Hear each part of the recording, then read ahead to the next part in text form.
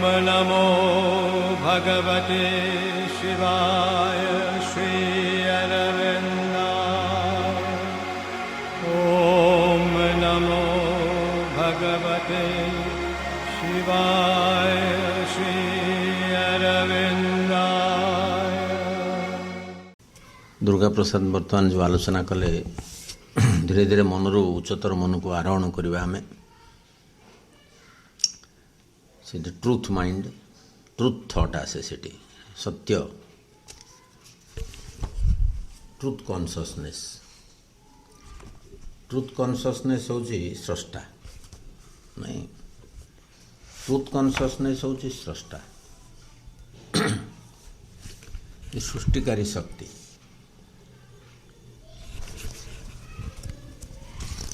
आमे जो आलोचना आरंभ कर दुर्गा प्रसाद से धीरे धीरे से सुपर माइंड पर्यंत माइंड ऑफ ट्रुथ कॉन्शसनेस देखिए ट्रुथ जोटा कि सीधा सड़क भाव में हाँ such a principle that is says the Veda such a principle it is the truth consciousness which sees the truth directly and is in possession of it spontaneously ये knowledge जो कहले स्पॉन्टानियस नॉलेज हाँ सी सीधा सत्य को धारण कर रही सत्य को धारण करने प्रचेषा करिया दरकार नहीं स्वतः सत्य को धारण कर रही truth consciousness truth possession of its truth directly it sees the truth directly and possesses it spontaneously श्रीमद कहते I take the phrase truth consciousness from the Rigveda रुतचित RTA रुतचित which means the consciousness of essential truth of being satyam truth of being हम being कथा आलोचना करुचे सच्चिदानंद तांकर essential truth of being है सत्यम सत्यम और तापर next of order truth of active being जिते एसेंशियल ट्रुथ हूँ बीइंग कर सत्यम order truth of active being से तो डायनामिक हूँ सत्य एक्टिव बीइंग कर ऑर्डर ट्रुथ ऑर्डर अर्थ डायनामिक श्रृंखलित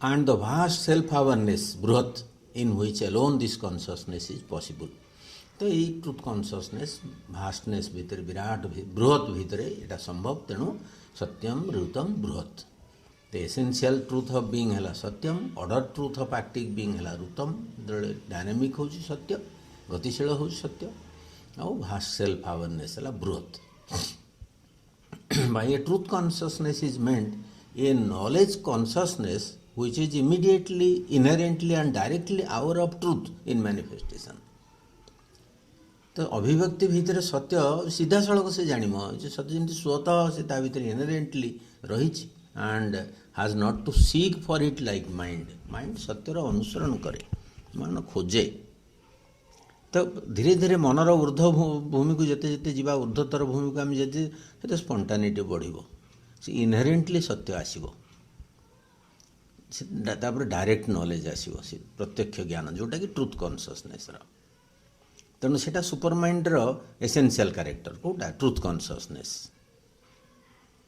तेणु तार जो प्रकृति बा तार जो स्वभाव सुपर कॉन्सेंट्र जो सुपर माइंड जो धर्म रही से सीधा सड़क भाव में सत्य इनहेरेंट रही तार निजस्व आलोक रही सत्य को से पजेस कर सत्य को धारण कर इनहेरेंटली इमीडिएटली डायरेक्टली तेणु ताकू कौन प्रकार अन्वेषण करिया पड़ेनि सत्यर एवं ये ट्रुथ कॉन्शसनेस अच्छी कौटी विश्व सारा भर्ती होकर अच्छी से ट्रुथ कॉन्शसनेस जदि सबुआड़े पूरी रही न था ताले से ऋतम केमती होता देखो गोटे ordering of self knowledge ordering self knowledge केमती होता मैनिफेस्टेशन बा अभिव्यक्ति केमती होता जिते जिते मल्टीप्लिसिटी वन आउ मेनी आम पढ़ीचे ना वन आउ मेनी बीइंग आउ बिकमिंग अथरक पड़ता आ से विषय आमर चित्त मिश्र भी आलोचना माने प्रश्न गोटे करते बीइंग आउ बिकमिंग ये जो ऑर्डरिंग ऑफ द बिकमिंग होची मल्टीप्लिस माने ଯେତେ ଯେତେ ସମ୍ଭାବନା ସବୁ ଏଠି ରହିଛି ୱାନ୍ ମ୍ୟାନିଫେଷ୍ଟ କରୁଛନ୍ତି ନା ଇନଫାନାଇଟ୍ ପୋଟେନ୍ସିଆଲ୍ ତାଙ୍କର ରହିଛି ଅନନ୍ତ ସମ୍ଭାବନା ସବୁ ରହିଛି ମଲ୍ଟିପ୍ଲିସିଟି ଭିତରେ ସେଇଟା ପ୍ରକାଶିତ ହେବ ତ ସେଇ ଯେଉଁ ୱାନ୍ ଆଉ ମେନି ୱାନ୍ ବିକମ୍ସ ମେନି ନାଇଁ ୱାନ୍ ବିକମ୍ସ ମେନି ସେ ବିଇଂ ହେଲେ ୱାନ୍ ଆଉ ତାଙ୍କର ୱାନ୍ନେସ୍ଟି ଇନଫାନାଇଟ୍ ଏବଂ ଅନନ୍ତ ଆଉ ସେଇ ଇନଫାନାଇଟ୍ ପ୍ଲୁରାଲିଟି ସେ ଧାରଣ କରି ରହିଛନ୍ତି ବା ମଲ୍ଟିପ୍ଲିସିଟି ନିଜର ବହୁତ୍ୱକୁ ଧାରଣ କରି ରହିଛନ୍ତି ସେଇ ଏକ ୱାନ୍ ମଲ୍ଟିପ୍ଲିସିଟିକୁ ବା ସେଇ ଯେଉଁ ଏକମୟ ବା ଦ୍ୱିତୀୟମ୍ ସେ ବହୁକୁ ଧାରଣ କରି ରହିଛନ୍ତି ସେ ୱାନ୍ ହେଲେ all it is not only essential existence but an all existence ଦେଖନ୍ତୁ an all existence essential existence ହେଲା ବେଳୁ ବିଙ୍କ ପାଖରେ ରହୁଛି ସତ୍ପୁରୁଷ ସତ୍ଙ୍କ ପାଖରେ ଏସେନ୍ସିଆଲ୍ ଏକ୍ଜିଷ୍ଟେନ୍ସ ସେ essential existence but all existence ମାନେ many The infinite multiplicity of the one and the eternal unity of the many are the two realities or aspects of one reality on which the manifestation is founded. ये अभिव्यक्त विश्व को कहाँ पर प्रतिष्ठित हो रही से infinite multiplicity of the one ऊपर और से eternal unity of the many गोटे शाश्वत एकत्व ताकू धारण कर रही मेनी को और से यूनिटा मध्य इटर्नाल आ फंडामेंटल फैक्ट मौलिक जिनस से जो एकत्व रोचे शाश्वत एवं मौलिक जिनस जहाँ व्यतिरेक असंभव मल्टीप्लिसिटी बा बहुत हवा संभव नुह तेणु से गोटे मौलिक जिनस न हम यूनिटा मौलिक जिनस सुपर माइंडर यूनिट हूँ मौलिक जिनस the consciousness of unit is therefore called the vidya और नॉलेज देखो यहाँ विद्या one consciousness of unit is therefore called vidya the knowledge तेणु जो आम एकत्र ज्ञान आड़ को धीरे धीरे आगू पाद बढ़ेवा जमी हायर माइंड रू आज आरंभ है माइंड थे माइंड डिवाइडिंग तार गोटे मन कौन करुच्ची डिवाइड करुच्ची अर्थ कौन माने विभाजन करुच्ची अर्थ कौन भांगी भांगी बुझी अर्थ कौन मन टोटालटा को देखिपर जमी लोअर माइंड रू सी सत्य को काटी काटिक देखिब केमती काटो सत्य को जस्ट मैनेज कला भाया सावित्री गोटे लाइन अच्छी लोअर माइंड रे god heads of the lower mind little mind it cut truth into manageable bits देखो गोटे सुंदर लाइन टे गोटे केमती साटायर कर मैनेजेबल बीट्स काम चलिए सत्यटा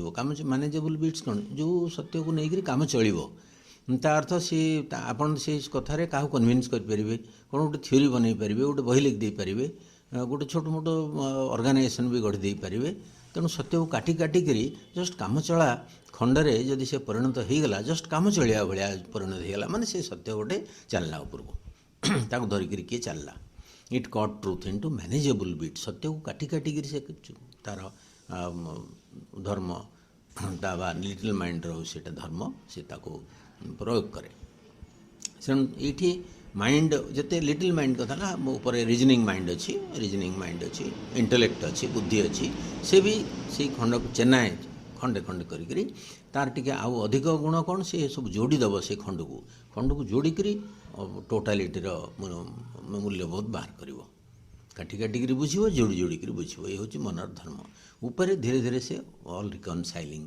जिते जिते आकू जी समन्वयकारी क्षमता सेते बढ़ माइंड रो तेणु ट्रुथ कॉन्शियसनेस रे टोटल यूनिट इज इटर्नाल आउ सेठी रोचे तार गोटे फंडामेंटल फैक्ट ये मन रखिए सेठी यूनिट से जो knowledge of that unit is called vidya से ज्ञान से एकत्र ज्ञान हूँ विद्या आ ये तो प्ले जो लीला है से तो प्ले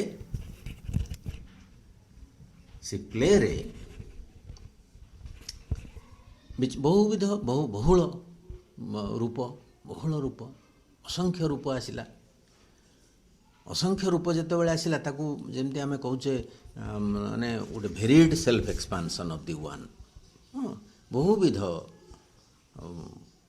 जमती कि रूपायित कले निजक वन एक्सपांड कले विस्तृत हेले से बा आत्मविस्तृति अवस्था ଏବଂ ସି ଯେ one C many centre of consciousness ରହିଲେ। ସେ ଖାଲି ତ ମେନିକୁ ସୃଷ୍ଟି କରିଦେଲେ ହେବନି। ୱାନ୍ରୁ ମେନି ହେଲା ବାଟରେ କେତେଥର ଆମେ ଆଲୋଚନା ହେଇଛି। ତ ଡିଭାଇନ୍ ମେନି ଆଗ ହେଲେ ଗୋଟେ ଗୋଟେ ପଏଣ୍ଟରେ, ଗୋଟେ ଗୋଟେ ସବୁ ବିନ୍ଦୁରେ ସେ ନିଜକୁ ପଏଣ୍ଟ ଅଫ୍ କନସିୟସନେସ୍ରେ ନିଜକୁ କେନ୍ଦ୍ରୀଭୂତ କଲେ। ସି ପ୍ରତ୍ୟେକ ପଏଣ୍ଟରେ ଯେତେ ରୂପ ହେଲା, ଯେତେ ଜୀବ ହେଲା, ସବୁଥିରେ ସେ ଉପସ୍ଥିତ ରହିଲେ। ତେଣୁ one occupies many centres of consciousness, inhabits many formations of energy. ଯେତେ ଯେତେ ଶକ୍ତିର ରୂପାୟନ ହେଲା ସବୁଥିରେ ସେ ନିବାସ କଲେ ଇନ୍ ଦ ୟୁନିଭର୍ସାଲ ମୁଭମେଣ୍ଟ। ତେଣୁ ମଲ୍ଟିପ୍ଲିସିଟି ୟୁନିଟି ଭିତରେ ରହିଲା। ଯଦି ମଲ୍ଟିପ୍ଲିସିଟି ବି ନାହିଁ, ଯଦି ୟୁନିଟି ନାହିଁ, ତାହେଲେ ଏଇଟା ଗୋଟେ ନନ୍ ଏକ୍ଜିଷ୍ଟେନ୍ସ ଭଳିଆ ହେଇଯିବ ମଲ୍ଟିପ୍ଲିସିଟିଟା। ୟୁନିଟି ତାକୁ ଧାରଣ କରି ରହିଛି, ପଶ୍ଚାତରେ ୟୁନିଟି ତାକୁ କୂଳ କରିକି ରହିଛି ମଲ୍ଟିପ୍ଲିସିଟିକୁ। ତାହାର କିଛି ଆଉ ପାୱାର ରହିବନି ଯଦି ୟୁନିଟି ନ ରହିବ। ସେଥିପାଇଁ କହୁଛନ୍ତି ଯେମିତି therefore it is given the name avidya, the ignorance, the knowledge of the multiplicity. The consciousness of multiplicity separated from the true knowledge in the meaning of their own essential oneness. Separate ego ରହିଲା, ବ୍ୟକ୍ତି ଭାବାପନ୍ନତା ରହିଲା। ଆଉ ସବୁ ସେଇ ବ୍ୟକ୍ତି ଭାବାପନ୍ନତା ବା ଯେଉଁ ସେପାରେଟିଭ୍ consciousness ଯେଉଁ ରହିଲା ବ୍ୟକ୍ତିର, ସେଇ ହେଲା ଡିଟରମିନିଂ ଫ୍ୟାକ୍ଟର ସବୁ କଥାକୁ ବୁଝିବାକୁ, ସବୁ ରିଲେସନସିପ୍କୁ ଧରି ରଖିବାକୁ। ନିଜେ ଯେଉଁଠି ସବୁ ସଂଯୁକ୍ତ ହେବ, ଯେଉଁଠି ଇନଭଲ୍ଭ ହେବ, ସେଠି ବ୍ୟକ୍ତି ଭାବାପନ୍ନତା ହିଁ ରାଜତ୍ୱ କରିବ। ସେ ଯେଉଁ ଇଣ୍ଡିଭିଜୁଆଲିଷ୍ଟିକ୍ ମୁଭମେଣ୍ଟଟି, ତ ଡିଭିଜନ୍ ହେଲେ ଧର୍ମ, ମନ ବି ସେଇ ଅନୁସାରେ ଚାଲିବ। ତେଣୁ ଏ ହେଲା ୱାନ୍ ଆଉ ମେନି। ସେ ବିଙ୍ଗ ଆଉ ବିକମିଂରୁ ଯେମିତି ୱାନ୍ ବିଙ୍ଗ ନା, ବିଙ୍ଗ ଇଜ୍ ୱାନ୍, ସେ ୱାନ୍ ଆଉ ମେନି ଯେମିତି ବିଙ୍ଗ ମଧ୍ୟ ବିକମିଂ। ତେଣୁ ଆମେ ପଢ଼ିଛେ ଆଗରୁ ଆବସଲ୍ୟୁଟ୍ ଦୁଇଟି ଟର୍ମରେ ମ୍ୟାନିଫେଷ୍ଟ କରନ୍ତି, ଗୋଟେ ହେଲା ବିଙ୍ଗ, ଆରଟି ହେଲା ବିକମିଂ। ବିଙ୍ଗ ହେଲେ ଫଣ୍ଡାମେଣ୍ଟାଲ ରିଆଲିଟି, ଆପଣ ସମସ୍ତଙ୍କ ମନେ ଥିବ। ବିକମିଂ ହେଉଛି ଏଫେକ୍ଚୁଆଲ ରିଆଲିଟି। ବିଙ୍ଗ ହେଲା ଫଣ୍ଡାମେଣ୍ଟାଲ ରିଆଲିଟି, ତ ମୌଳିକ ସତ୍ୟ ହେଲା ବିଙ୍ଗ, ଏବଂ ବିକମିଂ ବା ଯେଉଁ ଅଭିବ୍ୟକ୍ତି, ଏକରୁ ବହୁ ହେଲେ ନା ବିଙ୍ଗ ଆଉ ବିକମିଂ, ସତ୍ତା ଆଉ ସମ୍ଭୂତି। ନାଇଁ, ଆମେ ବିକମିଂକୁ ସମ୍ଭୂତି କହୁଛେ, ବିଙ୍ଗକୁ ସତ୍ତା ବା ଏକ ବୋଲି କହୁଛେ, ଯେ ସତ୍ତା। ତ ସେ ବିଙ୍ଗ ହେଲେ ଫଣ୍ଡାମେଣ୍ଟାଲ ରିଆଲିଟି, ବିକମିଂ ହେଲା ଏଫେକ୍ଚୁଆଲ ରିଆଲିଟି। ତା ଦେହରୁ ସେଠି ବାହାରିଲା ତାଙ୍କ ଡାଇନାମିକ୍ ପାୱାର, ଗୋଟେ ରେଜଲ୍ଟ ରୂପରେ ଗୋଟେ କ୍ରିଏଟିଭ୍ ଏନର୍ଜି ଆସିଲା ସତ୍ତାଙ୍କର ବା ବିଙ୍ଗଙ୍କ ଭିତରୁ କାର୍ଯ୍ୟକାରୀ ହେଲା ସବୁ। ତାପରେ ଯେତେ ପ୍ରକାର ଫର୍ମ, ପ୍ରୋସେସ୍, ଏସବୁ ସେଇ ୱାନ୍ଙ୍କଠୁ ଆସିଲା। ତେଣୁ ଯେଉଁଟାକ original and eternal for ever in the divine is the being. ଆମେ ବିଙ୍ଗଙ୍କ ଫୋର୍ସ କଥା କହୁନଥିଲେ। ବିଜ୍ଞାନ କେମିତି ବିଙ୍ଗକୁ ସ୍ୱୀକାର କରିପାରୁନି, କିନ୍ତୁ ଫୋର୍ସକୁ ସେ ବୁଝେଇବାକୁ ଚେଷ୍ଟା କରୁଛି। କିନ୍ତୁ ଶ୍ରୀଅରବିନ୍ଦ କହିଲେ ଫୋର୍ସକୁ କେମିତି ବିଜ୍ଞାନ ବୁଝିବ ଯଦି ବିଙ୍ଗକୁ ସ୍ୱୀକାର ନ କରିବ? ତାଙ୍କରି ହିଁ force. The divine power is the becoming, by the divine power is the becoming. ତ ଇଟର୍ନାଲ୍ ଡିଭାଇନ୍ ହେଲେ being, universe in time and all that is apparent in it is a becoming. ଆମେ କାଳ ଭିତରେ, ସ୍ପେସ୍ ଭିତରେ ଯାହା ଯାହା ସବୁ ପ୍ରାତିଭାଷିକ, ସେ ହେଲେ ସବୁ ବିକମିଂ। ତେଣୁ ବିଙ୍ଗ ଆଉ ବିକମିଂ କୁହନ୍ତୁ, ୱାନ୍ ଆଉ ମେନି କୁହନ୍ତୁ, are both true and are both the same thing. Being is one, becomings are many, but this simply means that all becomings are one being who places himself variously in the phenomenal movement of his consciousness। ତାଙ୍କର ନିଜସ୍ୱ ଚେତନା ଭିତରେ, ତାର ଚୌହଦି ଭିତରେ ये जो फेनोमेनाल movement ହେଇଛି ସେ ବିଙ୍କର movement ହେଇଛି। ସେ ଯେଉଁ ମୁଭମେଣ୍ଟ ଦ୍ୱାରା ହିଁ ଏ ଜଗତ ସୃଷ୍ଟି ହେଇଛି ଆଉ ସବୁକୁ ସେ ଧାରଣ କରି ରହିଛନ୍ତି। ତାଙ୍କ ଏକ୍ସପାଣ୍ଡେଡ଼ କନସିୟସନେସ୍, ତାଙ୍କର ବିସ୍ତୃତ ଚେତନା ଭିତରେ ୱାନ୍ଙ୍କର ମେନି ରହିଛି, ବିକମିଂ ରହିଛି, ଅଭିବ୍ୟକ୍ତି ରହିଛି ବା ସମ୍ଭୂତି ରହିଛି। ପ୍ରତ୍ୟେକ ସେଣ୍ଟର ଅଫ୍ କନସିୟସନେସ୍ରେ ସେ ହିଁ ବିରାଜମାନ କରୁଛନ୍ତି, ସବୁକୁ ଧରି ରଖିଛନ୍ତି, ସବୁଆଡ଼େ ପରିବ୍ୟାପ୍ତ ହୋଇକି ରହିଛନ୍ତି, ଉପସ୍ଥିତ ହୋଇକି ରହିଛନ୍ତି, ଅନ୍ତର୍ଯାମୀ ତତ୍ତ୍ୱ ରୂପେ ସବୁଆଡ଼େ ସେ ରହିଛନ୍ତି। ତେଣୁ ମନ ଏଟାକୁ ଚେଷ୍ଟା କରିବା ଦରକାର, ମନରେ ଆକୁ କମ୍ପ୍ରିହେଣ୍ଡ କରିବାକୁ, ବୁଝିବାକୁ ଯେ ୱାନ୍ ଆଉ ମେନି ସାଇମଲ୍ଟେନିୟସଲି ଟ୍ରୁ, ଆଉ ୟୁନିଟି ହିଁ ସବୁକୁ ଧାରଣ କରି ରହି। ତାଙ୍କର ମୂଳ କଥା ହେଲା ୟୁନିଟି। ସେ ୟୁନିଟାରିଆନ୍ କନସିୟସନେସ୍ ସିଏ ବହୁ ହେଇଛି, ବହୁ ଯେତେବେଳେ ହେଇଛି ଆଉ ୟୁନିଟି ଲଷ୍ଟ ହେଇଛି କାରଣ ଆମେ ସୁପ୍ରାମେଣ୍ଟାଲ ଟ୍ରିପୁଲ୍ ଷ୍ଟାଟସ୍ ଅଫ୍ ସୁପ୍ରାମେଣ୍ଟାଲ ଦେଖୁଛୁ କମ୍ପ୍ରିହେଣ୍ଡିଂ କନସିୟସନେସ୍ରେ ମୂଳ ୟୁନିଟ୍ ରହିଛି ସବୁ ଏକକାଳୀନ ସେ ମଲ୍ଟିପ୍ଲିସିଟିକୁ ଏକ ତତ୍ତ୍ୱ ରୂପେ ଏକ ସମ୍ଭାବନା ରୂପେ ଧାରଣ କରି ରହିଛି। ଯେତେବେଳେ ଆପ୍ରିହେଣ୍ଡକୁ ଓହ୍ଲାଉଛନ୍ତି ମେନି ଆସିଯାଉଛି ଆଉ ପଶ୍ଚାତରେ ସେଇ ୟୁନିଟ୍ ତାକୁ ଧାରଣ କରି ରହିଛି କିନ୍ତୁ ଏଠି ପ୍ରମିନେଣ୍ଟ ହେଇଛି ମଲ୍ଟିପ୍ଲିସିଟି ଯଦି ବା ୟୁନିଟ୍ ଦ୍ୱାରା ସେଇଟା ୟୁନିଟ୍ ଦ୍ୱାରା ପର୍ଯ୍ୟବେସିତ ହେଇଛି। ଯେତେବେଳେ ସେ ଏଠି ପ୍ରୋଜେକ୍ଟିଂ କନସିୟସନେସ୍କୁ ବା ବ୍ୟକ୍ତି ସ୍ତରକୁ ଚାଲି ଆସୁଛି ସୁପର ମାଇଣ୍ଡ କାର୍ଯ୍ୟ କରୁଛି ଓହ୍ଲେଇକରି ଧୀରେ ଧୀରେ ନିଜକୁ ସୀମିତ କରିକରି ବ୍ୟକ୍ତି ସ୍ତରକୁ ଯେତେବେଳେ ସେ ପ୍ରୋଜେକ୍ଟ କରୁଛି ସେତେବେଳେ ୟୁନିଟ୍ ଇଜ୍ ଲଷ୍ଟ ଏବଂ ମଲ୍ଟିପ୍ଲିସିଟିର ପ୍ରାଧାନ୍ୟ ରହୁଛି ଏବଂ ସେ ମଲ୍ଟିପ୍ଲିସିଟି ଚେଷ୍ଟା କଲେ ୟୁନିଟିକୁ ପ୍ରାପ୍ତ କରିପାରିବ। ସେହିପରି ଭାବରେ ଓଭର ମାଇଣ୍ଡରେ ବା ଯେ ଆପ୍ରିହେଣ୍ଡିଂ କନସିୟସନେସ୍ରେ ମଲ୍ଟିପ୍ଲିସିଟିକୁ ବେଶୀ ଚେଷ୍ଟା କରିବାକୁ ପଡ଼ିବନି ସେ ୟୁନିଟି ଭିତରେ ପଶ୍ଚାତରେ ୟୁନିଟ୍ ରହିଛି। ସୁପର ମାଇଣ୍ଡରେ ୟୁନିଟି ହିଁ ୟୁନିଟ୍ ଏକତ୍ୱ ହିଁ ଏକତ୍ୱ ତା ଭିତରେ ସମ୍ଭାବନା ରୂପେ ମଲ୍ଟିପ୍ଲିସିଟି ରହିଛି। ଏଇ ଯେଉଁ triple status of super mind ଚାପ୍ଟରରେ ଆପଣମାନେ ଯେତେବେଳେ ପଢ଼ିବେ ଏତିକି ବ୍ୟାକ୍ଗ୍ରାଉଣ୍ଡ ଦେବେ ଆପଣ ଚାପ୍ଟରଟିକୁ ଆରମ୍ଭ କରିପାରିବେ ଏବଂ ଏଇଟା ବୁଝି ହେଇଯିବ। ସେଥିପାଇଁ ଆମେ ବିଇଙ୍ଗ ବିକମିଂ ୱାନ୍ ଆଉ ମେନି ଟ୍ରୁଥ୍ କନସିୟସନେସ୍ କଥାକୁ ଏଇ ବ୍ୟାକ୍ଗ୍ରାଉଣ୍ଡରୁ ଆମେ ଆଜିର ଆଲୋଚନା ପୁଣି ଆଗକୁ ବଢ଼େଇବା। ସେଥିପାଇଁ ଏଇ ଉପରକୁ ଯିବା ଭିତରେ ଟ୍ରୁଥ୍ କନସିୟସନେସ୍ର ପ୍ରଭାବ ଅଧିକରୁ ଅଧିକ ଦେଖିବାକୁ ମିଳିବ ଏବଂ ଆମର ମନ ବିସ୍ତୃତ ହେବ ଉପରକୁ ରାଇଜ୍ କରିବ। ଯେତେ ଯେତେ ଉପରକୁ ରାଇଜ୍ କରିବ ହରିଜେଣ୍ଟାଲିଟି ବି ସେତେ ବଢ଼ିବ। ଆପଣ ଯେତେ ପାହାରା ଉପରକୁ ଉଠିବେ ସେତେ ବିସ୍ତୃତିଟା ଦେଖିବେ ସମତଳ ସେତେ ବିସ୍ତୃତ ଦେଖାହେଉଛି। ସେହିପରି କନସିୟସନେସ୍ର ବିଭିନ୍ନ ସ୍ଥିତି ବିଷୟରେ ଆଲୋଚନା କରିବେ ଏବଂ ସେଠି ଆମେ ସେଇ ତା ସହିତ ଟିକେ ସମ୍ପର୍କ ରଖିବାକୁ ପଡ଼ିବ। ହାୟର କନସିୟସନେସ୍କୁ ଯିବା ବାଟରେ ସେଇଟା ପ୍ରାକ୍ଟିକାଲ ବି କରିବାକୁ ପଡ଼ିବ ଖାଲି ତ ଥିଓରି ନୁହଁ। ଆମେ ଗୋଟେ କଥା ଏଠି ବାଟରେ କହିଦେବାକୁ ମନ ହେଉଛି ହାବୁଡ଼େ ପଡ଼ିଛି। ଇନର ଟ୍ରୁଥ୍ ଦେଖନ୍ତୁ ଯେଉଁ ପରମ ସତ୍ୟ ସୃଷ୍ଟି କରିଛି ସୁପ୍ରିମ୍ ଟ୍ରୁଥ୍ ଯେ କ୍ରିଏଟିଭ୍ ଟ୍ରୁଥ୍ ଯିଏକି ସୁପ୍ରାମେଣ୍ଟାଲ ଟ୍ରୁଥ୍ କନସିୟସନେସ୍ ଋତଚିତ୍ ଯେଉଁଟା ଟ୍ରୁଥ୍ କନସିୟସନେସ୍ ସେ ହେଉଛି ସ୍ରଷ୍ଟା।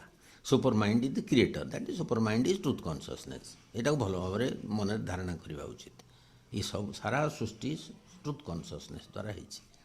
ତାହାର ମଧ୍ୟ ଆମ ଭିତରେ ମଧ୍ୟ ଗୋଟେ ଅଂଶ ରହିଛି ସାଇକିକ୍ ରୂପରେ ସୋଲ୍ ରୂପରେ that is the truth of the being. ଭାବନ୍ତୁ ଯେତେ ସୋଲ୍ ପଏଣ୍ଟ ସବୁ ଇନଫାନାଇଟ୍ ପଏଣ୍ଟ ଅଫ୍ କନସିୟସନେସ୍ରେ ସେ ନିଜକୁ ସ୍ଥାପିତ କରିଛନ୍ତି ସେ ଅବସ୍ଥିତ ଅଛନ୍ତି। ତେଣୁ ସେଇ ଟ୍ରୁଥ୍ ସେ ନିଜେ ସେଇ ଟ୍ରୁଥ୍ ରୂପରେ ଏଠି ରହିଛନ୍ତି। ତେଣୁ ଆମେ ଯେତେବେଳେ ସାଇକିକ୍କୁ ଜାଣିବା ଆମର ଇନର୍ ଟ୍ରୁଥ୍କୁ ଆମେ ଜାଣିପାରିବା। ମାଙ୍କର ଗୋଟେ ଭଲ ବୁଝେଇଛନ୍ତି ସୁନ୍ଦର ଭାବରେ the psychic being is a progressive being. ସେଇଟା ତ ଗୋଟେ ଗତିଶୀଳ ସତ୍ତା ବା ଅଗ୍ରଗତିଶୀଳ ସତ୍ତା which means that the relation between the psychic being and the truth is a progressive one. ଯେତେ ଯେତେ ସାଇକିକ୍ ଜାଗ୍ରତ ହେବ ଅଧିକରୁ ଅଧିକ ନିଜକୁ ଖୋଲିବ ବା ସମ୍ମୁଖକୁ ଆସିବ ସେତେ ସେତେ ସତ୍ୟକୁ ଆମେ ଜାଣିବାକୁ ପାଇବା। ତେଣୁ ସେ ଯେଉଁ ତା'ର ରିଲେସନ୍ ହେଉଛି truth is a progressive one. Being psychic being and truth is a progressive one. It is not possible to become aware of one psychic being without becoming aware at the same time of the inner truth. ଆମେ psychic being ବିଷୟରେ ଇନର୍ truth ବିଷୟରେ ନ ଜାଣିକରି psychic being ବିଷୟରେ ବି ଆମେ ସମ୍ଭବ ନୁହଁ ଜାଣିବା।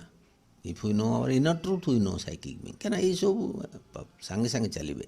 All those who have had this experience, not a mental experience but an integral experience of contact with the psychic being. Psychic ସହିତ ଯେଉଁ କଣ୍ଟାକ୍ଟର ଯେଉଁ ଗୋଟେ ପୂର୍ଣ୍ଣତର ଅନୁଭୂତି ଆସିବ ଅଭିଜ୍ଞତା ଆସିବ ଖାଲି ଗୋଟେ ଆଇଡ଼ିଆ ନୁହଁ ଆଇଡ଼ିଆ ସ୍ତରରେ ନୁହଁ କି ଯେଉଁଟା ଆମେ ମନରେ କନଷ୍ଟ୍ରକ୍ଟ କରୁଛୁ ସାଇକିକ୍ ବିଙ୍ଗ ଏମିତିଆ ହେଇଥିବ ସେମିତିଆ ହେଇଥିବ ସେ କଥା ନୁହଁ। But a truly concrete contact all ସେ ଯେଉଁମାନଙ୍କର ଏମିତି ଗୋଟେ ଯେମିତି ଠୋସ୍ ସମ୍ପର୍କ ହେଇଛି ସଂସ୍ପର୍ଶ ହେଇଛି ସାଇକିକ୍ ସହିତ all say the same thing. From the very minute this contact takes place one is absolutely conscious of the eternal truth within one self. ତ ଯେଉଁ ଶାଶ୍ୱତ ସତ୍ୟ ସ୍ରଷ୍ଟା ସେଇ ଶାଶ୍ୱତ ସତ୍ୟ ମଧ୍ୟ ଆମ ଭିତରେ ଅଛି। ଯେମିତି ଆମେ ଆମର ସାଇକିକ୍ କଣ୍ଟାକ୍ଟରେ ଆମେ ଆସିବୁ ସେଇ ସତ୍ୟ ବିଷୟରେ କଣ୍ଟାକ୍ଟରେ ଆସିବୁ। ଯେମିତି କେମିତି ରିଲେଟେଡ଼୍ ଟପିକ୍ ସବୁ ଆସୁଛି ଯେଉଁ ଜିନିଷ ସବୁ ପ୍ରେଜେଣ୍ଟ କରୁଛି ଆପିୟର୍ କରୁଛି ଯେମିତିକି ମୂଳ ଫଣ୍ଡାମେଣ୍ଟାଲ ଗୋଟେ କ୍ଲିଅର୍ ହେବା ଦରକାର ଯେ ସାଇକିକ୍ ଆଉ ଇନର୍ ଟ୍ରୁଥ୍ ଗୋଟାଏ ଜିନିଷ। ଏଇଟା ହେଉଛି କଥା। One cannot have one without गोटे ना आरटा हो पारनि आपन साइकिक को न जानले इनर ट्रुथ को जापर इनर ट्रुथ को न जानले साइकिक को जापर so in which your psychic being sorry in fact it is this that makes you realize that you are in contact with your psychic being. It may not be a conscious contact but something that governs your life. एपरिक टिके भी जागृत हेले एवं जीवन उपरे तार प्रभाव पड़ले आम आमर अंतर्गत सत्य शाश्वत सत्य विषय ज्ञान लाभ करिपरिबा। तापरे आ गोटे कथा टिके देखिबा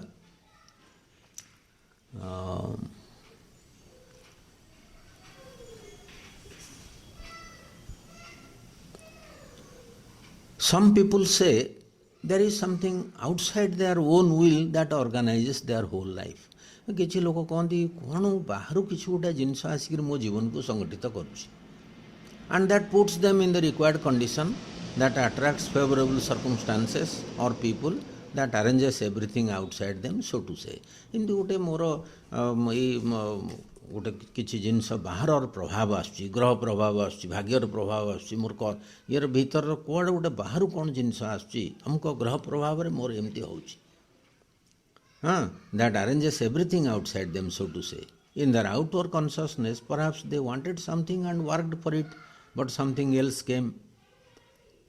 बाह्य चेतना रे से गोटे कौन पे काम करथिले आ गोटे कौन हला well after some years they realise that this is what they really had to happen that is what really had to happen किछ दिन पर कहउछंदी से माने भाबंती मोर कोनसी कारण रो एमती गोटे हला मो जीवन रे एमती परिवर्तन आसिला मोर भारी अनुकूल परिस्थिति आसिला ठीक अछि बेळ भल पड़ी गला एमती भी लोक सब कहते किंतु मां कहउछन किछ वर्ष पर देखिबो जे प्रकृति रे जा घटिबार थला से आ घटिछि. After some years they realize that it is what really had to happen. This is what really had to happen. You may know nothing of the existence of a psychic being within you and yet be guided by it. तुम भीतर psychic being guide कर से दिगर नहीं चालू थिला. तेणु कौन सी विषय सचेतन हवा उद्देश्य रे you must first of all admit that this thing exists. Some people exist. This thing exists. Some people don't. I have known people who had a genuine contact with their psychic being without knowing it at all. तो psychic being सहित तांकर contact हेतला बाह्य सता जाननी Bahru खबर नाही कि psychic भितर भितर सब करूची सब ऑर्गेनाइज करूची सब सिचुएशन को तैयारी करूची का सहित का भेटौची का सहित का अलगा करूची परिस्थिति सृष्टि करी गाइड करूची तुमको जीवन रास्ताटी को से ही दिग्दर्शन दउची रास्तार बाट देखौची पथ निर्देशक रूपे. Because there was nothing in them that corresponded to the knowledge of this contact. किंतु तांकर सीटा ये जो साइकिक सहित कंटाक्ट होता कौन ज्ञान नाला आपको ताको मिले बुझिया को जे साइकिक बीइंग जो ये कथा सब हो. माँ को प्रश्न है can one be in contact with the eternal truth without having any contact with the psychic being. माँ से कथा बुझेले भी पुणी प्रश्न है माँ से कहूँ ये दुईटा परस्पर एत निर्भरशील जो गोटे ना आरटा हम ना से प्रश्नर उत्तर दे माँ कहूँ some beings in the universe may have this direct contact with the eternal truth without any contact with the psychic being because they don't have any psychic being. माँ ये उपरस्तर देवता मान कथा कहते हायर वर्ल्ड कथा कहते टाइपल वर्ल्ड कथा कहते जोटि साइकिक बीइंग ना कि से सब जगतर सत्ता मैंने शाश्वत सत्य सहित संपर्कित होकर रही. But in man there is always a psychic being and it is always through it that he comes into contact with the eternal truth. सत्य माध्यम रे शाश्वत सत्यर संस्पर्श रे संपर्क रे से आसे एटा हला मूल कथा. And this contact with the psychic being is usually disclosed to him in the same way. तो सत्य को जेमती जानछु साइकिक बीइंग रो कांटेक्ट मध्ये सेम हुए. For it carries with its own grace, its own splendor and beatitude. The psychic being is characteristics of man, and if one goes to the bottom of the matter, perhaps this is what gives man his superiority. तेणु ये कहते सी है तार जो characteristic of man हूँ कौन तार गोटे लक्षणगत संपत्ति क्यारेक्टर तार सी मनुष्यर यहाँ हूँ अधिकार भितर रहिबो. Characteristic of being. ଏବଂ ଜଣେ ଯଦି ଜଡ଼ ତଳକୁ ବି ଯିବ, perhaps this is what gives man his psychic ହିଁ ତାକୁ ସୁପରିୟରିଟି ଦେଉଛି। ସାଇକିକ୍ ହିଁ ତାକୁ ସବୁ ସୁପରିୟରିଟି ଦେଉଛି, ବା ତା ଭିତରେ ଯେଉଁ ଉଚ୍ଚ ସ୍ଥିତିର ବୋଧ ରହିଛି ସେଇଟା ସାଇକିକ୍ ବିଙ୍ଗ ଦେଉଛି। ମଣିଷ ହାୟର ରେସ୍ ସାଇକିକ୍ ବିଙ୍ଗ ଯେଉଁ ସମ୍ଭବ ହେଉଛି, ଗୋଟେ ଡେଭଲପ୍ଡ ସାଇକିକ୍ ବିଙ୍ଗ ଅଛି ହେଲା। ଏଣୁ ଆମେ ଶାଶ୍ୱତ ସତ୍ୟର ସଂସ୍ପର୍ଶରେ ଆସିବା ଅର୍ଥ ସାଇକିକ୍ ସଂସ୍ପର୍ଶରେ ଆସିବା, ସାଇକିକ୍କୁ ଆବିଷ୍କାର କରିବା ଅର୍ଥ ଆମର ଇନର ଟ୍ରୁଥକୁ ଆବିଷ୍କାର କରିବା। ଏଇଟାକୁ ମନେ ରଖିବା କଥା। ଆଜି ଗୋଟେ ମ୍ୟାଟେରିଆଲ ଦିଆହେଇଥିଲା ସିନ୍ଥେସିସ୍ ଅଫ୍ ଯୋଗରୁ, ସେଇଟା ଡିସପ୍ଲେ କରିହେବ ଯଦି ସେଠିକି ଦେଖିକରି ଆମର ଲାଷ୍ଟ ଲେଟର ସଂଯୋଗ ଯେଉଁ ଆଲୋଚନା ହେଉଛି ଯେଉଁ ବିଷୟ, ସେଠିକି ଯିବା। ଅଧଘଣ୍ଟେ ଚାଲିଗଲାଣି। ଆମେ ସେଇ ପରମ ସତ୍ୟ ବିଷୟରେ ଆଲୋଚନା କରୁଛେ। ସମସ୍ତେ ଏଇଠି ଲେଖାଟିକି ପାଇଥିବେ ବୋଧେ। ସେ ଚାପ୍ଟରଟି ହେଉଛି the sacrifice and lord of sacrifice, ଯଜ୍ଞ ଏବଂ ଯଜ୍ଞର ଅଧୀଶ୍ୱର, ସିନ୍ଥେସିସ୍ ଅଫ୍ ଯୋଗର 115 ପେଜରେ ଏଇ ପାରାର ମଝିରୁ ଆରମ୍ଭ ହୋଇଛି। ଦ ୱାନ୍ ସିକ୍ୟୁର୍, ଆଉ ଟିକେ ଧ୍ୟାନ ଦେଇ ଶୁଣିବାକୁ ପଡ଼ିବ, ଏଠି ଗଭୀର ରହସ୍ୟର କଥା ଶ୍ରୀରବିନ୍ଦ ଏଠି ଆଲୋଚନା କରିଛନ୍ତି। The one secure and all reconciling truth, which is the very foundation of the universe, is this, that life is the manifestation of an uncreated self and spirit. ଜୀବନ ହେଉଛି ଏଠି ଯେ ଗୋଟିଏ ସତ୍ୟ ହେଉଛି ଯେଉଁଟାକି ଦୃଢ଼ମୂଳ ଆଉ ସର୍ବସମାବେଶକାରୀ ସତ୍ୟ। ହଁ, it has come to the screen, please look at it. ଯେ ଗୋଟିଏ ଅତି ସିକ୍ୟୁର ଆଉ ଅଲ୍ ରିକନସାଇଲିଂ ଟ୍ରୁଥ୍, ରିକନସାଇଲ୍ ଅର୍ଥ ସବୁକୁ ମିଶାଇ ସର୍ବସମନ୍ୱୟକାରୀ କହିପାରିବା, ସର୍ବସମାବେଶକାରୀ ସତ୍ୟ ହେଉଛି ଯେ ଜୀବନର ଯେ ଇଏ ବିଶ୍ୱ ତିଆରି ହେଇଛି, ଏ ଜୀବନ ଏଠି ତିଆରି ହେଇଛି କି ଦିସ୍ ଲାଇଫ୍ ଇଜ୍ ଦ ଅଭିବ୍ୟକ୍ତି କାହାର?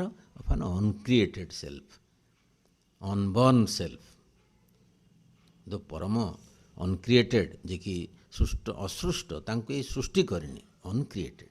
ସେ ଆପେ ମାନେ ଯେମିତି କହନ୍ତି କି ଆପେ ନିର୍ମିତ, ଆପେ ନିର୍ମିତ, ଆପେ ନିର୍ମାଣ ଗୋଟେ ଜିନିଷ ରହିଛି। ଏ ଆପେ ଆପେ ସବୁ ସେ ନିର୍ମାଣ ହେଇଛନ୍ତି।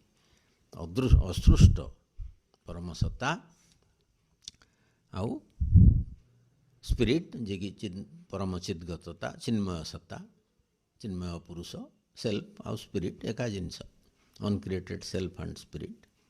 And the key to life's hidden secret is the true relation of this spirit with its own created existence. ତ ଜୀବନର ଯେଉଁ ଗୋପନ ରହସ୍ୟ ରହିଛି ତାର ଚାବି କେଉଁଠି ଅଛି? ଏଇ ଯେଉଁ ସ୍ପିରିଟ୍ ଆଉ ତାର କ୍ରିଏଟେଡ୍ ଏକ୍ଜିଷ୍ଟେନ୍ସ ସହିତ ଯେଉଁ ସମ୍ପର୍କ, ସତ୍ତା ଏବଂ ସମ୍ଭୂତି ଭିତରେ ଯେଉଁ ସମ୍ପର୍କ, ତାରି ଭିତରେ ସେ ଜୀବନର ଚାବିଟି ରହିଛି। ଆମେ ଗୋଟିଏ ମର୍ମରେ ଏସବୁ କଥା ଆଲୋଚନା କରୁଛେ, ଗୋଟିଏ ତତ୍ତ୍ୱ ପ୍ରାୟ ଏକା ଭଳିଆ। There is behind all this life the look of an eternal being upon its multitudinous becomings. ସେ ଚାହିଁ ରହିଛନ୍ତି, ଅବଲୋକନ କରୁଛନ୍ତି ଇଟର୍ନାଲ୍ ବିଙ୍ଗ, ଶାଶ୍ୱତ ସତ୍ତା। ତେଣୁ ଶାଶ୍ୱତ ପରମଙ୍କର ଦୃଷ୍ଟିଟିଏ ରହିଛି ସବୁର ପଶ୍ଚାତରେ ଜୀବନର। That is behind all this life, ଯେତେ ପ୍ରକାର ଏଠି ଜୀବନ ଅଛି ତାର ସେ ତାକୁ ଚାହିଁ ରହିଛନ୍ତି ଯେମିତି। ସେ ଶାଶ୍ୱତ ପରମଙ୍କ ଦୃଷ୍ଟି ଯେମିତି ସବୁଆଡ଼େ ରହିଛି। There is around and everywhere in it the envelopment and penetration of a manifestation in time by an unmanifested timeless eternal, ଯେ କି ଅନମ୍ୟାନିଫେଷ୍ଟେଡ୍ ଟାଇମଲେସ୍ କାଳାତୀତ ଅଭିବ୍ୟକ୍ତିର ଉର୍ଦ୍ଧ୍ୱରେ ସେ ଯେ ଶାଶ୍ୱତ, ତାଙ୍କ ମାନିଫେଷ୍ଟେସନ୍ ଭିତରକୁ ସେ ଏନଭଲପ୍ କରିକି ରଖିଛନ୍ତି, ପେନିଟ୍ରେଟ୍ କରି ରଖିଛନ୍ତି, ସେ ତାକୁ ଆଚ୍ଛାଦିତ କରି ରଖିଛନ୍ତି, ତା ଭିତରେ ଅନୁପ୍ରବିଷ୍ଟ ହୋଇ ରହିଛନ୍ତି, ଅନ୍ତର୍ଭେଦ କରି ରହିଛନ୍ତି। ତେଣୁ ଆରାଉଣ୍ଡ ଆଣ୍ଡ ଏଭ୍ରିହ୍ୱେୟାର ଇନ୍ ଇଟ୍ ସେ ଏନଭଲପମେଣ୍ଟ ଆଉ ପେନିଟ୍ରେସନ୍ ରହିଛି ଇଟର୍ନାଲ୍ ବିଙ୍ଗଙ୍କର। ସିଏ ଯାହା ଯାହା ସୃଷ୍ଟି କରିଛନ୍ତି ଏଠି ସବୁକୁ ଆବୋରି ଧରିଛନ୍ତି ଏବଂ ସବୁ ଭିତରେ ପ୍ରବେଶ କରି ଅନୁପ୍ରବିଷ୍ଟ ହୋଇକି ରହିଛନ୍ତି। ଦେଖନ୍ତୁ, ଆମେ ସତ୍ତା ଏବଂ ସମ୍ଭୂତିର ରିଲେସନସିପ୍ ଭିତରେ କହିଲେ ନା, ସେ ଯେଉଁ ନେକ୍ସସ୍, ସତ୍ତା ଆଉ ସମ୍ଭୂତିର ରିଲେସନସିପ୍ ଭିତରେ ଜୀବନର ସିକ୍ରେଟ୍ ରହିଛି। ଜୀବନର ଗୋପନ ରହସ୍ୟ କାହିଁ ରହିଛି? ଆମେ ସତ୍ତାକୁ ସମ୍ଭୂତି ଠାରୁ ଯେତେବେଳେ ଅଲଗା କରି ବୁଝୁ, ଜୀବନଟା ଭାରି ଗୋଳମାଳ ହୁଏ, କିଛି ରହସ୍ୟ ବୁଝି ହୁଏନି। ଯେତେବେଳେ ଆମେ ସତ୍ତାକୁ ସମ୍ଭୂତି ସହିତ ମିଳେଇକିରି ବୁଝିବା, ଯିଏକି ଆକୁ ସୃଷ୍ଟି କରିଛନ୍ତି ଏବଂ ସବୁବେଳେ ଚାହିଁ ରହିଛନ୍ତି। ତାଙ୍କର ଦୃଷ୍ଟି ସବୁବେଳେ ତାଙ୍କର ଯେମିତି ଆପଣ ଗୋଟେ କ'ଣ ଗୋଟେ ଲଗେଇଛନ୍ତି, କ୍ଷେତଟିଏ କରିଛନ୍ତି, ଚାଷଟିଏ କରିଛନ୍ତି, ସବୁବେଳେ ଚାହିଁଥିବେ। ଚାଷଟି ତା'ର କ୍ଷେତକୁ ସବୁବେଳେ ଚାହିଁ ରହିଥାଏ। ସେହିପରି ଭାବରେ ଚାହିଁ ରହିଥାଏ ମାନେ ଜଗିଥାଏ। ସେ ସେମିତି ଜଗିଛନ୍ତି ତାଙ୍କ ଦୃଷ୍ଟିରେ ସାରା ବିଶ୍ୱକୁ, ସବୁକୁ ଆବୋରି ଧରିଛନ୍ତି, ଏନଭଲପ୍ କରି ଧରିଛନ୍ତି, ପେନିଟ୍ରେଟେଡ଼୍ ବି ହେଇଛନ୍ତି ମ୍ୟାନିଫେଷ୍ଟେଡ଼୍ ୱାର୍ଲଡ଼ ଭିତରେ, ଯିଏକି ଅନମ୍ୟାନିଫେଷ୍ଟେଡ଼୍ ଆଉ ସେଇ ସ୍ପିରିଟ୍, ଅନମ୍ୟାନିଫେଷ୍ଟେଡ଼୍ ସ୍ପିରିଟ୍ ମ୍ୟାନିଫେଷ୍ଟେସନକୁ ବା ଅଭିବ୍ୟକ୍ତି ଭିତରୁ ଯେତେବେଳେ ଓହ୍ଲେଇଛନ୍ତି ତାକୁ ସେ ଧାରଣ କରି ରଖିଛନ୍ତି, ସେ ସପୋର୍ଟ କରୁଛନ୍ତି, ସେ ଏନଭଲପ୍ କରୁଛନ୍ତି ଆଉ ପେନିଟ୍ରେଟ୍ କରି ରହିଛନ୍ତି।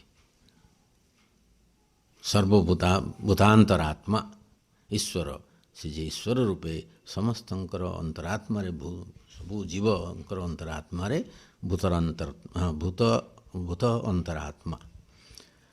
ଭୂତାନ୍ତରାତ୍ମା ସବୁ ଭୂତଙ୍କର ଅନ୍ତରାତ୍ମାରେ ସେ ରହିଛନ୍ତି।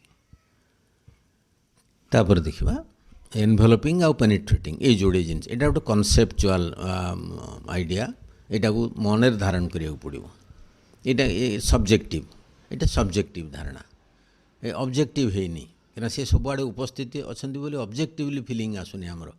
ଆମର ଠୋସ୍ ଭାବରେ ଆମେ କିନ୍ତୁ ସାକାର କରି ଧରିପାରୁନୁ ଜିନିଷଟାକୁ ଯେ ସବୁଆଡ଼େ ସେ ଅଛନ୍ତି ବୋଲି। ଆଗ ଗୋଟେ ଇଏ ସ୍ତରରେ ଆସୁଛି, ଜ୍ଞାନ ସ୍ତରରେ ଆସିବ ଏଇ କଥାଟା। ସେ ସବୁକୁ ଧାରଣ କରି ରହିଛନ୍ତି, ସବୁ ଭିତରେ ସର୍ବବ୍ୟାପୀ ହେଇକି ରହିଛନ୍ତି, ସର୍ବବ୍ୟାପୀ ହେଇକି ରହିଛନ୍ତି, ସବଜେକ୍ଟିଭ୍ ଆଇଡ଼ିଆ। ସର୍ବବ୍ୟାପୀ ଅବଜେକ୍ଟିଭ୍ କେମିତି ହେବ ସେ ସେଠୁ ବୁଝେଇବେ ଏଇ କଥାଟିକୁ। But this knowledge is valueless for yoga if it is only an intellectual and metaphysical notion. ଏଇଟା ଯୋଗ ପାଇଁ କିଛି ମୂଲ୍ୟ ନାହିଁ ଏ କଥାର, ଯଦି ସେ ଏଇ ଯେଉଁ ଶାଶ୍ୱତ ପରମ କଥା ଯଦି ଖାଲି ଗୋଟେ ବୌଦ୍ଧିକ ଦୃଷ୍ଟିକୋଣରୁ ବା ଗୋଟେ ତାତ୍ତ୍ୱିକ ଦୃଷ୍ଟିକୋଣରୁ ମେଟାଫିଜିକାଲ୍ ନୋସନ୍ ବା ଧାରଣା ଯଦି ଭିତରେ ରହିଥିବ, କହିଲେନି ସର୍ବବ୍ୟାପୀରେ ସେ ଗୋଟେ ଫିଜିକାଲ୍, ଗୋଟେ ସବଜେକ୍ଟିଭ୍ ଧାରଣା, void of life and barren of consequence, ଜୀବନରୁ ସେଠି ଆସିବନି, ପ୍ରବେଶ କରିବନି, ଆଉ କୌଣସି ମାନେ ଫଳାଫଳ ବି ତା'ର କିଛି ନାହିଁ। A mental realization alone cannot be sufficient for the seeker. ଖାଲି ଗୋଟେ ମାନସିକ ସ୍ତରରେ ଗୋଟେ ରିଏଲାଇଜେସନ୍ ହେଲେ, ଉପଲବ୍ଧି ହେଲେ ଅନ୍ୱେଷଣକାରୀ ବା ଯିଏକି ସତ୍ୟର ଅନୁସନ୍ଧାନକାରୀ ପାଇଁ କିଛି ଲାଭ ହେବ ନାହିଁ। For what yoga searches after is not truth of thought Elon but truth of mind alone, or truth of mind alone, but the dynamic truth of a living and revealing spiritual experience. ଖାଲି ଗୋଟେ ସତ୍ୟକୁ ସବଜେକ୍ଟିଭଲି ଧରି ପକାଇଲେ ହେବନି। Truth of thought Elon, ଚିନ୍ତା ସ୍ତରରେ, ମନ ସ୍ତରରେ ଖାଲି ସତ୍ୟ ରହିଲେ ହେବନି, ସେ ଡାଇନାମିକ୍ ହେବ, ଗୋଟେ living truth of a living, dynamic truth of a living and revealing spiritual experience. କିଛି ଆଧ୍ୟାତ୍ମିକ ଅନୁଭୂତି ଭିତରକୁ ଆସିବ, ଗୋଟେ ଜୀବନ୍ତ କ'ଣ ଯେମିତି living and revealing spiritual experience. Revealing ହେଉଛି କ'ଣ, ଯେଉଁଟାକୁ ଆମକୁ ପ୍ରକାଶିତ ହେଇଯିବ, ଉନ୍ମୋଚିତ ହେଇଯିବ। ଲିଭିଂ ହେଉଛି ଅତି ଜୀବନ୍ତ ଭାବରେ। ଦେୟାର ମଷ୍ଟ ଆୱେକ୍ ଇନ୍ ଅସ୍ ଏ କନଷ୍ଟାଣ୍ଟ ଇନଡ୍ୱେଲିଂ ଆଣ୍ଡ ଏନଭଲପିଂ ନିୟରନେସ୍। ଏଇ ଯେଉଁ ନିୟରନେସ୍ କଥା ବର୍ତ୍ତମାନ ପଡ଼ିବ, ଆମର ଦରକାର ଏଇ ନିୟରନେସ୍ କଥା, ଗୋଟେ ସାମିପ୍ୟର କଥା, ଗୋଟେ ସାନ୍ନିଧ୍ୟର କଥା। ଏ ନିୟରନେସ୍ଟା ହେଉଛି ବହୁତ ଇମ୍ପୋର୍ଟାଣ୍ଟ।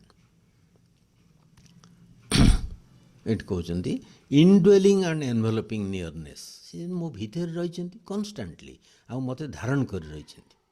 ତାର ଗୋଟେ ବୋଧ ରହିବ, ଏଇ ଭିଭିଡ୍ ପରସେପ୍ସନ୍, ଗୋଟେ ଜୀବନ୍ତ ବୋଧ ରହିବ, ଏ କ୍ଲୋଜ୍ ଫିଲିଂ, ଅତି ନିବିଡ଼ ଅନୁଭବ ରହିବ। ଆଣ୍ଡ କମ୍ୟୁନିୟନ୍, କମ୍ୟୁନିୟନ୍ ହେଉଛି ତାଙ୍କ ସହିତ ତାଙ୍କର ଆମର ଭିତରେ ମିଳନ ହେବ, ଅନ୍ତର୍ମିଳନର ଅବସ୍ଥା। ଏ କଂକ୍ରିଟ୍ ସେନ୍ସ, ଗୋଟେ ଠୋସ୍ ବୋଧ, and contact of A true and infinite presence, ଗୋଟେ ସତ ଏବଂ ଅନନ୍ତ ଏକ ସାନ୍ନିଧ୍ୟ, ଅଲୱେଜ୍ ଆଣ୍ଡ ଏଭ୍ରିହ୍ୱେୟାର୍। ସତରେ ଯେମିତି ସେ ସବୁଆଡ଼େ ପୁରି ରହିଛନ୍ତି, ଏଇ ସାନ୍ନିଧ୍ୟ, ଏଇ ଯେଉଁ ପ୍ରେଜେନ୍ସଟି, ଆଉ ଗୋଟେ କହିଲେ ଯେଉଁ ଶବ୍ଦ କହିଲେ ଭାରି କ୍ଲୋଜ୍ ଫିଲିଂ ଗୋଟେ ରହିବ। କଂକ୍ରିଟ୍ ସେନ୍ସ ଅଛି, ଏ ଯେଉଁ ରହିବ ମାନେ ଯେମିତି ସତରେ ହିଁ ସେ ରହିଛନ୍ତି ଉପସ୍ଥିତ, କଂକ୍ରିଟଲି ଯେମିତି ଆମକୁ ସେ ଅନୁଭୂତିଟି ଆସିବ, ଇନ୍ଦ୍ରିୟ ବୋଧଟି ଆସିବ।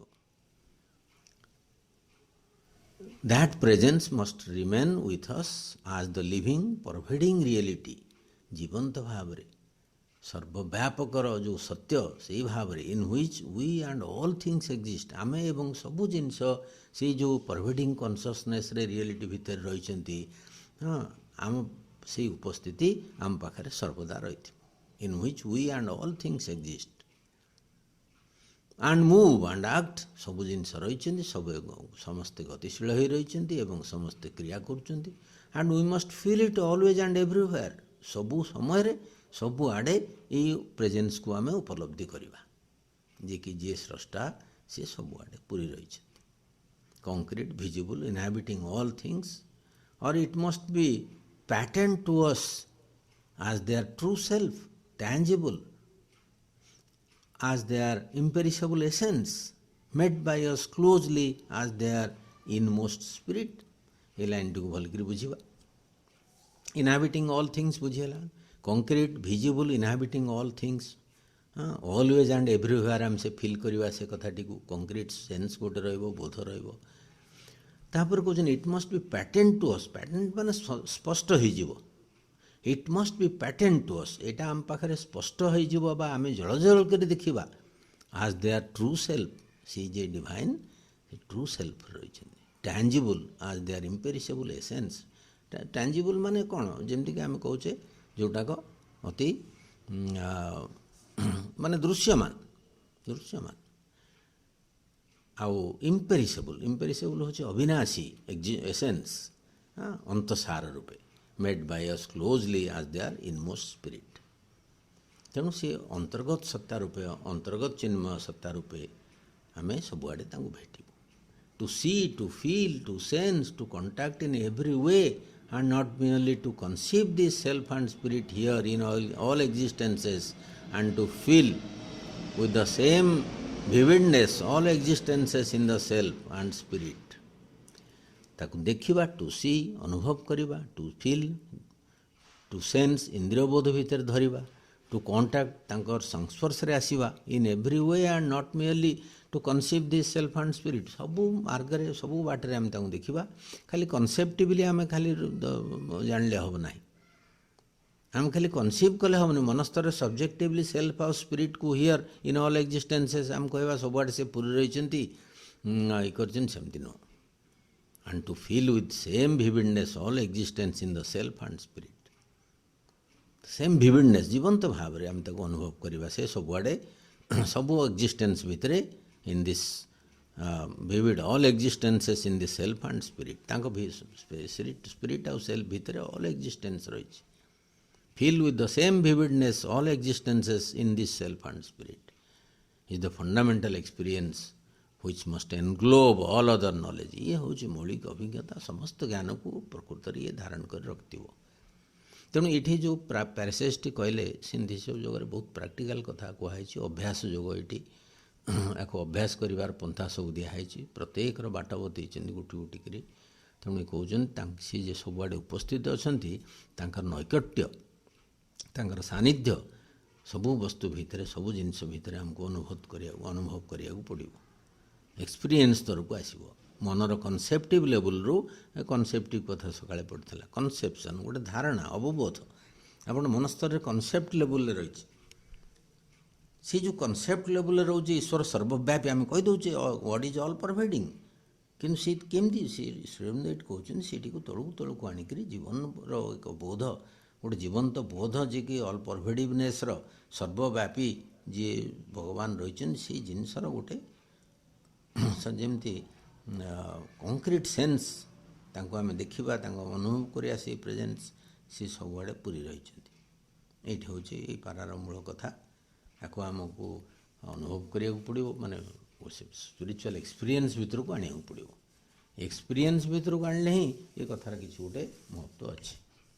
ନହେଲେ କନସେପ୍ଟିଭ୍ ଲେବୁଲ୍ରେ ରହିଥିବ, ଆମେ ଗପାଗପି କରୁଥିବା, ସେ ବିଷୟରେ କଥାବାର୍ତ୍ତା ହେଉଥିବା, ଭାଷଣ ଦେଉଥିବା, ଆଉ ବହି ବି ଲେଖୁଥିବା, କିନ୍ତୁ ଅଭିଜ୍ଞତା ଭିତରକୁ ଆସିବା ଦରକାର। ସେ ଯେ ସର୍ବବ୍ୟାପୀ, ତାଙ୍କର ପ୍ରେଜେନ୍ସ, ସେ ବି ପର୍ସନାଲ୍ ହେଇକରି ଅଛନ୍ତି ନା। ଯେତେବେଳେ ଆମ ଭିତରେ ସେ ଇଣ୍ଡୱେଲିଂ ଗଡ଼୍ ହିସାବରେ ରହୁଛନ୍ତି, ସେ ବି ବ୍ୟକ୍ତି ପର୍ସନାଲ୍ ଡିଭାଇନ୍ ରୂପରେ ଚାରିଆଡ଼େ ପୁରି ରହିଛନ୍ତି।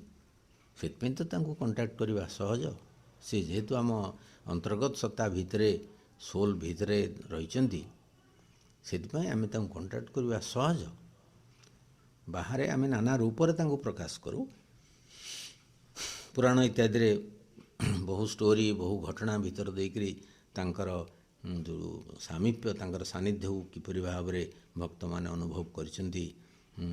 ଯେମିତିକି କୃଷ୍ଣ ରାଧାଙ୍କର କଥା, କୃଷ୍ଣ ଏବେ ମୀରାବାଈଙ୍କର ପରବର୍ତ୍ତୀ ସମୟରେ ତାଙ୍କର ଯେଉଁ ଅନୁଭୂତି ସବୁ କେମିତି ଶ୍ରୀକୃଷ୍ଣଙ୍କୁ ସବୁଆଡ଼େ ଦେଖିଛନ୍ତି ଇଏ କରିଛନ୍ତି।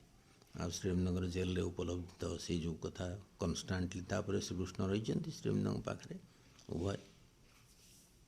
ଏଇ ଯେଉଁ ସାନ୍ନିଧ୍ୟ ଏଇଟା କଂକ୍ରିଟ୍ ହେଲେ ଯାଇକରି ଏଇ ସବଜେକ୍ଟିଭଟା ଅବଜେକ୍ଟିଭ ହେବ।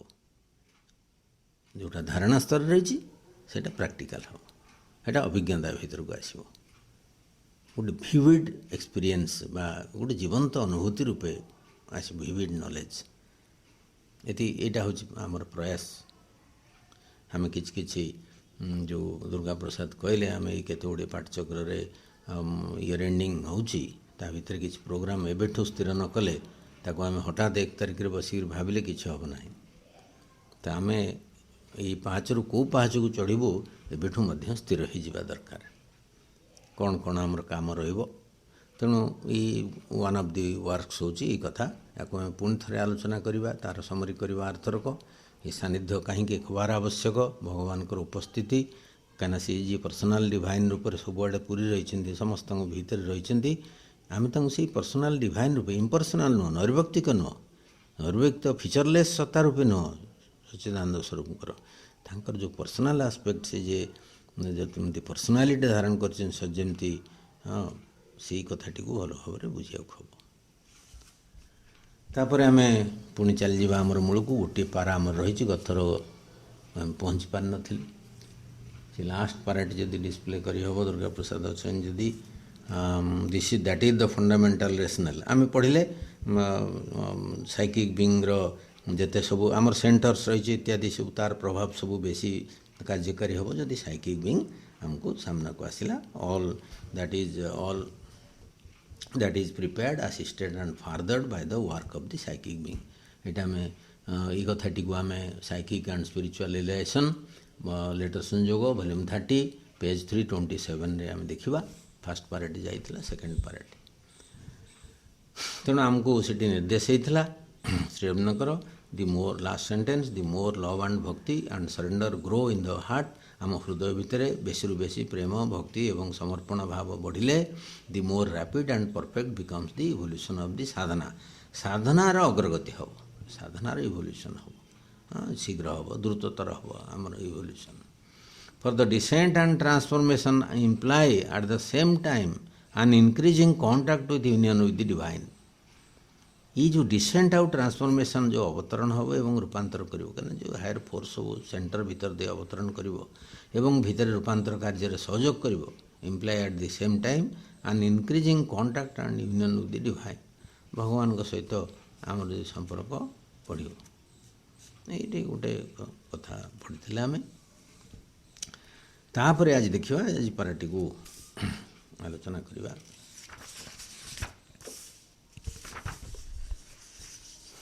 କେତେ ବାଟ ଯାଉଛି ଦେଖିବା। That is the fundamental rationale of the sadhana.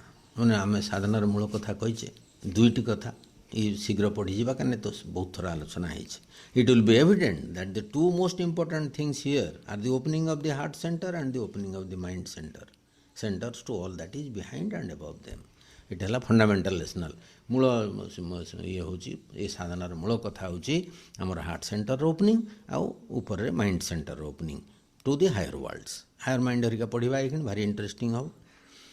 ତ এই ହାର୍ଟ ସେଣ୍ଟରର ପଶ୍ଚାତରେ କ'ଣ ରହିଛି ଏବଂ ମାଇଣ୍ଡ ସେଣ୍ଟରର ଉର୍ଦ୍ଧ୍ୱରେ କ'ଣ ରହିଛି, ଏବଭ୍ ଦେମ୍, ସେଇଠିକି ଆମକୁ ଦେଖିବାକୁ ହେବ। For the heart opens to the psychic being and the mind centres open to the higher consciousness. এটা ବୁଝି ହେଇଯାଉଛି, ହାର୍ଟ ଓପନ୍ କରିବ ଚୈତନ୍ୟସତ୍ତା ଆଡ଼େ ଏବଂ ମନ ଓପନ୍ କରିବ ଉଚ୍ଚତର ଚେତନା ଆଡ଼େ।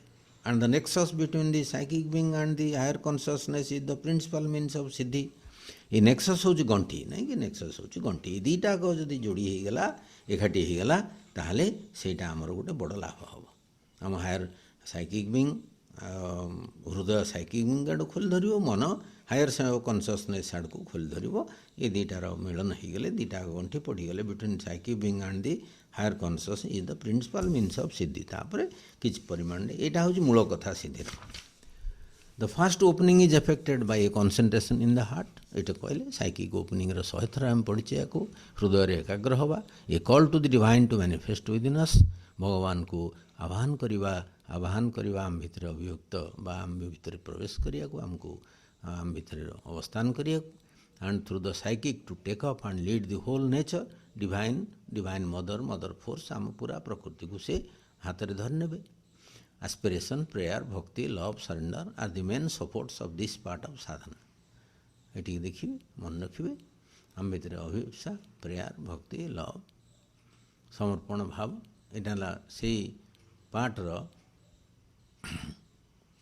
ଆର୍ the main supports of this part of the sadhana. ତ ଏଠି ବୁଝିବାରେ କିଛି କଷ୍ଟ କଥା ନାହିଁ। ଅଭିପ୍ସା, ପ୍ରାର୍ଥନା, ଭକ୍ତି, ପ୍ରେମ, ସମର୍ପଣ main support of this part of the sadhana. ସାଧନାର ଏଇ ଅଂଶର ମେନ୍ ସପୋର୍ଟ ହେଲେ ସେଗୁଡ଼ିକ। accompanied by a rejection of all that stands in the way of what we aspire for। ତ ଯେଉଁ ଜିନିଷକୁ ଆମେ ଇଚ୍ଛା କରୁଛୁ ତା ବାଟରେ ଯେଉଁଗୁଡ଼ିକ ପ୍ରତିବନ୍ଧକ ରୂପେ ଆସୁଛନ୍ତି ସେଗୁଡ଼ିକୁ ବାଦ ଦେଇଦେବା, ସେଗୁଡ଼ିକ ଉପରେ ଗୁରୁତ୍ୱ ନ ଦେଇକରି ଆଗକୁ ଚାଲିବା। we have to reject them। ସେଗୁଡ଼ିକୁ ଆମେ ଏନକରେଜ୍ କରିବା ନାହିଁ। The second opening is affected by a concentration of the consciousness in the head afterwards above it। ଆମେ ଯେଉଁ ହେଡ଼୍ ସେଣ୍ଟରରେ, ଯେମିତି ଆମର ଇନର ମାଇଣ୍ଡ ସେଣ୍ଟରରେ ଆଉ ମସ୍ତକର ଯେଉଁ ରହିଛି, ଆଉ ମସ୍ତକର ଉର୍ଦ୍ଧ୍ୱରେ ତ ସହସ୍ର ରହିଛି ବୋଲି ଆମେ ଆଲୋଚନା କରିଛେ। ତେଣୁ ହେଡ଼୍ ସେଣ୍ଟର ମୋଟାମୋଟି କହିବାକୁ ହେଲେ ଶ୍ରୀରାମଦେବ ଏ କଥା କହିଛନ୍ତି, ଯେଉଁ ବ୍ରହ୍ମରନ୍ଧ୍ର କେନ୍ଦ୍ର ରହିଛି ସେଠି ଗୋଟେ ଇଣ୍ଟରମିଡ଼ିଏଟ୍ ଷ୍ଟେଜ୍। ତେଣୁ ସେଇ ହେଡ଼୍ ସେଣ୍ଟର ଏବଂ ଇନର ମାଇଣ୍ଡ ସେଣ୍ଟର ଏଇ ଦୁଇଟି ସେଣ୍ଟର ଆକ୍ଟିଭ୍ ହେବ। ହେଡ଼୍ ସେଣ୍ଟର ଆକ୍ଟିଭ୍ ହେଇକରି ଧୀରେ ଧୀରେ ସହସ୍ରାରକୁ ଚାଲିଯିବ। ଇନର ମାଇଣ୍ଡ, ହେଡ଼୍ ସେଣ୍ଟର ଯେଉଁଟାକ ଆମେ କହୁଛେ ବ୍ରହ୍ମରନ୍ଧ୍ର ସେଇଠି, ଏବଂ ହାୟର ଯେଉଁଟାକ ଯେଉଁଠି କହୁଛେ ସହସ୍ରାର, ଏ ତିନିଟି, ଦୁଇଟି ଚକ୍ର, ତିନିଟି କେନ୍ଦ୍ର, ଏ ଗୋଟେ କେନ୍ଦ୍ର ଭଳିଆ ରହିଛି, ଇଣ୍ଟରମିଡ଼ିଏଟ୍ ଭଳିଆ ରହିଛି ହେଡ଼୍ ସେଣ୍ଟରଟି। ସେ ଓପନ୍ କରିବ ସହସ୍ରାରକୁ, ଆଉ ସହସ୍ରାରକୁ ସବୁ ଯାକ କଣ୍ଟାକ୍ଟ, ସେ ତ ସବୁବେଳେ କଣ୍ଟାକ୍ଟ ରହିଛି ହାୟର ୱାର୍ଲଡ ସହିତ। ତେଣୁ ଚେତନାର ସଂକେନ୍ଦ୍ରୀକରଣ ହେବ ସେଇଠି ହେଡ଼୍ ସେଣ୍ଟରରେ, ତାପରେ ଏବଭ୍ ସହସ୍ରାରକୁ ଯିବ। ଆଉ ଇନର ମାଇଣ୍ଡ ସେଣ୍ଟରରେ ମଧ୍ୟ ଆମକୁ କନସେନ୍ଟ୍ରେଟ୍ କରିବାକୁ ପଡ଼ିବ। ମେଡ଼ିଟେସନ୍ ସମୟରେ ଇନର ମାଇଣ୍ଡ ସେଣ୍ଟରରେ ମଧ୍ୟ ଆମେ କନସେନ୍ଟ୍ରେଟ୍ କରିପାରିବା, ଯେଉଁଟାକି ଆମକୁ ଭିତରକୁ ନେଇପାରିବ। ଭିତରକୁ ନେବା ଦ୍ୱାରା ହିଁ ଊର୍ଦ୍ଧ୍ୱଗତି ସମ୍ଭବ ହେବ। ଏଇଟି ହେଲା and an aspiration and a call and a sustained will for the descent of the divine. ଆମ ଭିତରେ ଗୋଟେ ଅଭିପ୍ସା ହେଉଛି ମୂଳ କଥା, ସବୁବେଳେ ସେଇଠି ରହିଥିବ। ଗୋଟେ ଆହ୍ୱାନ, ଗୋଟେ ସଷ୍ଟେନ୍ଡ ୱିଲ୍ଟି ବି ଜାଗ୍ରତ ହେଇକି ରହିଥିବ। A divine peace, power, light, knowledge, ananda, ଏଇଠି ଫିକ୍ସড। ଏଇ ୱାର୍ଡ଼ ସବୁ ସବୁଆଡ଼େ ଆପଣ ପାଇବେ। ଉଚ୍ଚତର ଚେତନାରୁ ଯେତିକି ୱାର୍ଡ଼ ସବୁ, ଯେଉଁ ଜିନିଷ ଶକ୍ତି ସବୁ ଆସିବ, ପିସ୍, ପାୱାର, ଲାଇଟ୍, ନଲେଜ୍, ଆନନ୍ଦ ଇତ୍ୟାଦି, ଏମିତିଆ କଥା ସବୁ ଆସିବ। କମନ୍, ପ୍ରାୟ common into the being, the peace first of the or the peace and force together। ପ୍ରଥମେ ପିସ୍ ଆସିପାରେ, ନହେଲେ ପିସ୍ ଆଉ ଫୋର୍ସ ଏକାଠି ଆସିପାରନ୍ତି। some indeed receive light first or Anand first or some sudden pouring down of knowledge। ହଠାତ୍ କାହା ଭିତରକୁ ଜ୍ଞାନ ପଳେଇ ଆସିବ, ଓହ୍ଲେଇ ଆସିବ, କାହା ଭିତରକୁ ଆନନ୍ଦ ଭାବ ଆସିବ, କାହାର ଲାଇଟ୍ ଫାଷ୍ଟ ଆସିବ, ଆନନ୍ଦ ପରେ ଆସିବ। Light first or ananda first or some sudden pouring down of knowledge, ଏମିତି ବି ହେବ। ତେଣୁ ଜେନେରାଲ୍ ରୁଲ୍ କିଛି ନାହିଁ। with some there is first an opening that reveals to them, which reveals to them a vast infinite silence, force, light or bliss above them। କେତେ ଜଣଙ୍କର ଏମିତି ବି ହୁଏ, ଉର୍ଦ୍ଧ୍ୱରେ silence, force ଆଉ ଲାଇଟ୍ ଆଉ ବ୍ଲିସ୍ ଉର୍ଦ୍ଧ୍ୱରେ ରହିଛି। and afterwards either they ascend to that or these things begin to descend into the lower being। Either ସେମାନେ ସେଇ ସେଣ୍ଟରକୁ ଆରୋହଣ କରିକା ଯିବେ, ନହେଲେ ସିଏ ଡିସେଣ୍ଡ କରିକି ଲୋୟର ନେଚରକୁ ଆସି ବଦଳାଇବ। with others there is either the descent first into the head, then down to the heart level, then to the navel and below and through the whole body। ଏମିତି ବି କେତେ ଜଣଙ୍କର ହେବ। or else an inexplicable opening। ହଠାତ୍ କିଛି ବୁଝି ହେବନି, ଗୋଟେ opening ହେଇଯିବ, ଡିସେଣ୍ଟର ବୋଧ ବି କିଛି ନଥିବ, ପିସ୍, ଲାଇଟ୍ ଆଉ wideness or power or else a horizontal opening। ଏ ପାୱାର ହରିକା ଅତି ଚାଲି ଆସିବ, नल नहीं गोटे होरिजेंटल ओपनिंग हम इनटू द कस्मिक कॉन्शियसनेस विश्व चेतना मध्य जड़े उन्मुक्त हो in a suddenly widened mind in a suddenly widened mind मनटा विशाल हो जाइए से व्यक्ति विश्व चेतना भितर चल mind an outburst of knowledge ज्ञानर ज्ञान पूरापूरी तार गोटे विस्फोरण देखादेव यहपरी घटना घटीपे what ever comes has to be welcomed for there is no absolute rule for all but if the peace has not come first किंतु पीस प्रथम आसब care must be taken not to swell oneself in exaltation or lose the balance आउ कौन कौन सब मिलला खुशी होकरी हाँ बैलेंस लूज कर पारे but you must want peace first the capital movement however is when the divine force or shakti the power of the mother comes down and takes hold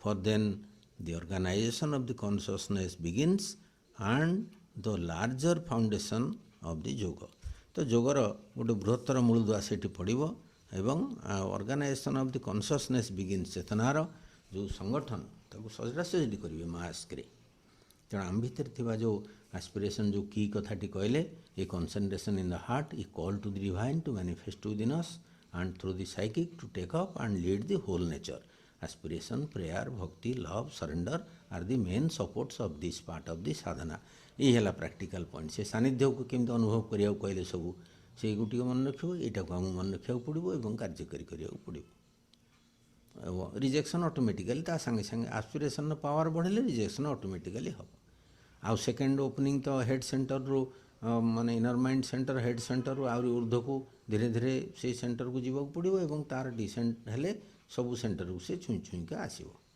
ये हूँ मोटामोटी रेशनल ऑफ आवर साधना जो कथाटी को बहुत दिन आरंभ करते प्रथम है साइकिक ओपनिंग तापर है ओपनिंग टू द स्पिरिट और opening of the head centre to the spiritual consciousness light power knowledge इत्यादि सब तार पीस प्रथम आसब साइलेंस पीस हूँ प्रथम पीस न आसले असुविधा टी तेणु पीस प्रथम आसब सो थैंक यू एवरीबॉडी आमर प्राय टाइम हो आसला 2-3 मिनट अच्छी आलोचना को आगू बढ़ी पारे नमस्कार